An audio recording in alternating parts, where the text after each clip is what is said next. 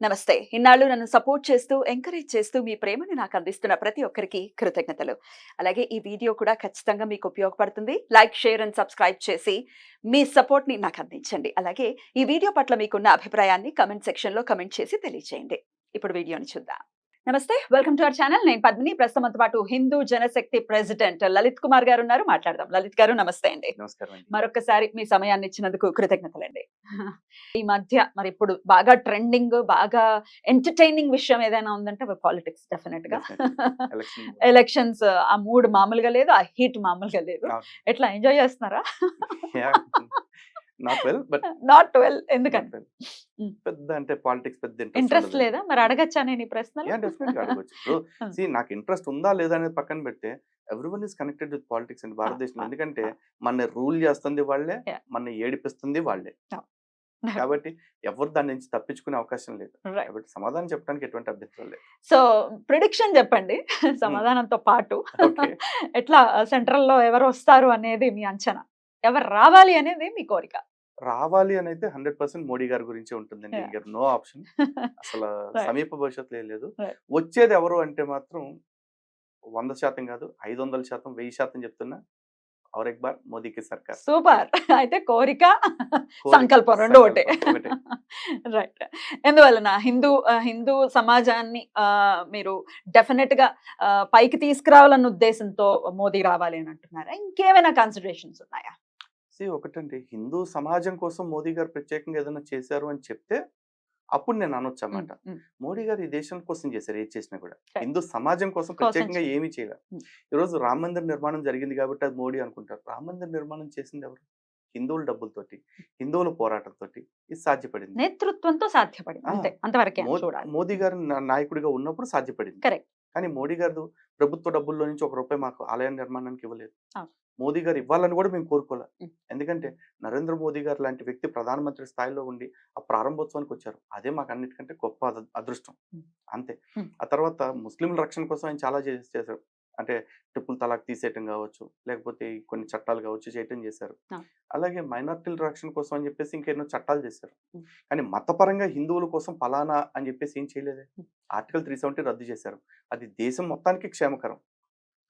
అంతే. అది హ్మ్. ఒక్క హిందువులకే కాదుగా. హ్మ్. మోదీ గారు ఏ రోజు కూడా మత నాయకుడిగా ఎప్పుడు ప్రవర్తించలేదు. హ్మ్. ఆయన హ్మ్. లోక నాయకుడిగానే ప్రవర్తించారు. హ్మ్. ఆయన విశ్వనాయకుడు ఎప్పటికి కూడా. డెఫినైట్‌లీ. అయితే కనపడటం మాత్రం లేకపోతే ఆయనని ప్రొజెక్ట్ చేసే విధానం మాత్రం చూస్తే, అంత హడావిడిగా మొత్తం గుడంతా నిర్మాణం అవ్వకుండా చేసేసారు అంటే ఎలక్షన్స్‌ని దృష్టిలో పెట్టుకొని మాత్రమే చేశారు అని చెప్పేవాళ్ళు డెఫినెట్‌గా అట్లా మాట్లాడే వర్గం ఖచ్చితంగా ఉంది. ఉంటారండి. దేన్నైనా సీ ఎండ్ హ్మ్. ఆఫ్ ది డే హ్మ్. ఎవ్రీథింగ్ ఈస్ పాలిటిక్స్ అండి. హ్మ్. యాహ్! పాలిటిక్స్‌లో రాజకీయ పార్టీలన్నీ ఏం చేస్తా ఉంటాయి, ప్రత్యర్థిని గెలవటం కోసం రాజకీయాలు చేస్తూ ఉంటాయి. కరెక్ట్. ఇప్పుడు కరెక్ట్. మోదీ గారిని గెలవటానికి వాళ్ళ దగ్గర ఉన్న ఏకైక అస్త్రం ఏంటంటే హిందుత్వ ఇమేజ్ ఆపాదించడం. యాహ్! కానీ యాక్చువల్లీ వీళ్ళందరికీ అర్థం కానిది ఏంటి అంటే ఆయన్ని ఎంత స్ట్రాంగ్‌గా వీళ్ళు హిందుత్వవాది, హిందుత్వవాది, హిందుత్వవాది అని ప్రచారం చేస్తారో ఆయనకి అది అంత బలం అవుతది. అది బలహీనత అవ్వదు ఎప్పటికి కూడా. యాహ్! ఎందుకంటే ఈ దేశపు మెజారిటీలు 70% ఉంది హిందువులు. హ్మ్. హిందువుల్లో గనుక నిజంగా మోదీ హిందుత్వం కోసం మాత్రమే పనిచేస్తున్నారనే కాన్ఫిడెన్స్ బిల్డ్ చేస్తే సర్వనాశనం అయిపోయి అడుక్కు తినేది వాళ్ళే. హ్మ్. మోదీ గారికి ఏమి హ్మ్. ఎంట్రుక వాసంత నష్టం కూడా లేదు. హ్మ్. హ్మ్. ఖచ్చితంగా. హ్మ్. రైట్ అండి. డెఫినిట్‌గా అయితే రావాలి అనుకునేది వచ్చేది మాత్రం ఒకళ్ళే. ఔర్ ఎక్ బార్ మోదీ మోదీకి సర్కార్. సర్కార్. ఓకే. రైట్. అంతే హీట్ మళ్ళీ ఆంధ్రప్రదేశ్ ఎన్నికల్లో కూడా ఉంది ఖచ్చితంగా. కూటమిలో ఉన్నాయి. సింగిల్‌గా వచ్చేవాళ్ళు ఉన్నారు. ఎట్లా ఎవరొస్తారు అనేది మీ అంచనా? ఆంధ్రప్రదేశ్ కూడా అసలు వెరీ క్లియర్ మ్యాండేట్ అండి ఈసారి కూటమి. హ్మ్. కూటమే భారతీయ జనతా వస్తుంది. పార్టీ హ్మ్. మద్దతుతోటి పోటీ చేస్తున్న హ్మ్. తెలుగుదేశం, జనసేన కూటమికి అధికారం ఈసారి. వస్తుందా? 100% హ్మ్. వస్తుంది.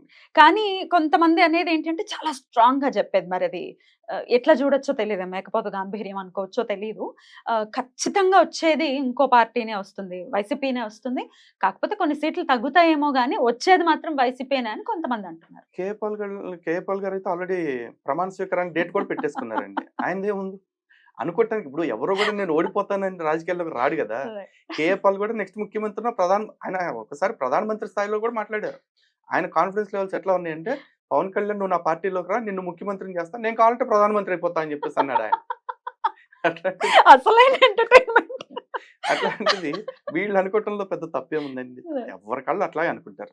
అంత అమాయకంగా ఎలా మాట్లాడుతున్నారండి కే పాల్ గారు? అంటే అది అమాయకమా? లేకపోతే ఇంకేమైనా ఇబ్బందా ఆయనకి? అమాయకత్వం మనం ఏంటి? ఎందుకు అనుకోవాలండి? ఆయన మరి పార్టీ మీద ఆయనకున్న కాన్ఫిడెన్స్ కావచ్చు బహుశా.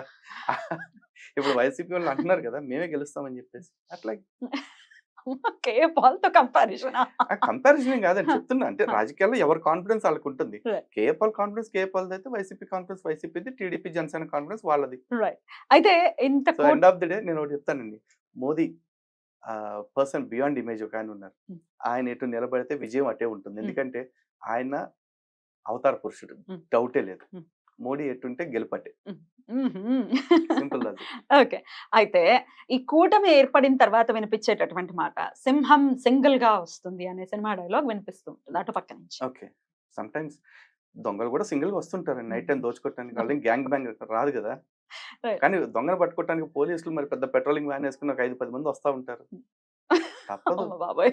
Just it's a comparison. Right. మీకు టాపిక్ ముందు చెప్పలేదు. కానీ పంచలేంటండి ఇలా పేలుస్తున్నారు. జనరల్‌గా చెప్తున్నాను. రైట్. జరిగేది అదే గదా! బయటైతే. రైట్. ఒక సో హ్మ్. సింహం సింగిల్‌గా వస్తదనేది సినిమా డైలాగ్ బావుంది. హ్మ్. బట్ సింగిల్‌గా వచ్చే ప్రతిదీ సింహం అనుకుంటుంటే ప్రాబ్లమ్. రైట్. రైట్. అది. రైట్ అండి. ఇక ఇక్కడ ఇందాక నేనన్నాను మాధవీలత గారు ఒక ఖచ్చితంగా ఒక సెన్సేషన్‌ని క్రియేట్ చేశారా అని అనిపిస్తుంది. డెఫినిట్‌గా కొంత నెగటివిటీని కూడా ఆవిడ తెచ్చుకున్నారు. బికాస్ ఆఫ్ విరించి అనుకోవచ్చు. లేకపోతే రకరకాల యాస్పెక్ట్స్ ఉన్నాయి. పాజిటివిటీ కూడా డెఫినిట్‌గా ఉంది.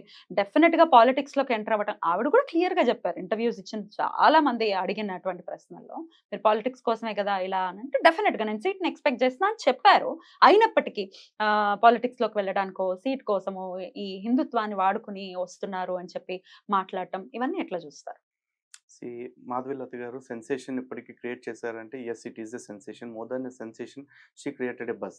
డెఫినిట్‌గా బజ్‌ని క్రియేట్ ఓల్డ్ సిటీ చేశారు. గురించి ఈ దేశం మొత్తం చూస్తుంది ఈ రోజున. రైట్. ఆ అంత బజ్ క్రియేట్ ధైర్యంగా కూడా చేయగలిగారు అంటే ఆవిడే. మాట్లాడగలుగుతున్నారు. యాహ్! ఎందుకంటే యాహ్! డబ్బుండటం ఒక్కటేనో, హ్మ్. లేకపోతే ఇంకొకటో రాజకీయాలకి అంటే హ్మ్. ఎదుగుదలకు కారణం కాదు. హ్మ్. ఆవిడ దగ్గర డబ్బుతో పాటు మాట్లాడగల టాలెంట్ ఉంది. మోర్ దాన్ దట్ సబ్జెక్ట్ ఉంది. హ్మ్. దానికంటే కూడా కమిట్మెంట్ కనిపిస్తుంది హిందుత్వం పట్ల. కరెక్ట్. ఆవిడ చూస్తున్నాము. అలా హ్మ్. అని చెప్పేసి హిందుత్వం పట్ల కమిట్మెంట్ ఉంది అంటే, అక్కడ ఉన్న వేరే మతాలోళ్ళందరిని చంపేయండి, నరికేయండి అని హ్మ్. అనట్లేదు ఆవిడ. హ్మ్. ఆవిడ మోదీ గారి సిద్ధాంతం ఏదైతే ఉందో సబ్కా సాత్ సబ్కా వికాస్ అనే దాన్ని పుణికిపుచ్చుకున్నారు. హ్మ్. ఆ సబ్కా సాత్ సబ్కా వికాస్ అన్నట్లు అందరిని కలుపుకుంటూ వెళ్తూ, అందరూ ఓట్లు పొందే ప్రయత్నం చేస్తున్నారు. హ్మ్. End of the day politics is a number game అండి. అంతే. ఆ నంబర్ గేమ్‌లో ఎవరికి 51 ఓట్స్ కావాలి? 51% ఓట్స్ ఎవరొస్తే వాళ్ళు గెలిచినోళ్ళు. ఆవిడ ఆ 51% ఓట్స్ కోసం ఆవిడకి వీలైన అన్ని మార్గాల్లో ట్రయల్స్ చేస్తున్నారు. దానిలో తప్పేముంది? హ్మ్. అండ్ అయితే యెస్ ఆవిడ స్ట్రాటజిక్‌గా వెళ్లారు అనేది మాట్లాడుతూ ఉన్నారు. డెఫినిట్‌గా హిందుత్వాన్ని వాడుకున్నారు అని మాట్లాడుతూ ఉన్నారు. వాడుకోనివ్వండి. హ్మ్. మేమే చెప్తున్నాం. ప్రతి రాజకీయ పార్టీ ఈరోజు హిందుత్వం ఎత్తుకుంటే మాకింకా సంతోషం. ఆవిడొక్కళ్ళేంటి? హ్మ్.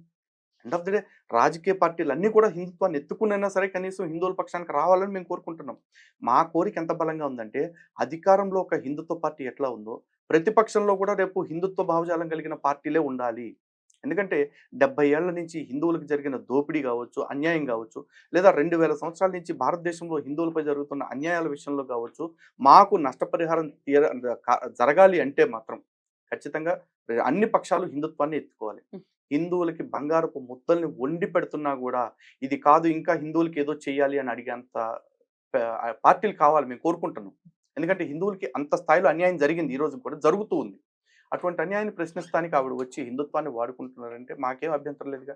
హిందువులుగా, హిందుత్వవాదులుగా మాకు లేని అభ్యంతరం మిగతా వాళ్ళకి ఎందుకు ఉండాలండి? అండ్ మోర్ ఓవర్ ఆవిడ గురించి హాస్పిటల్స్ గురించి చెప్తున్నారు. వ్యాపారాలు చేసేటప్పుడు దానిలో మంచి జరగొచ్చు. ఒక్కోసారి తెలియకుండా చెడు జరగొచ్చు. ఆ!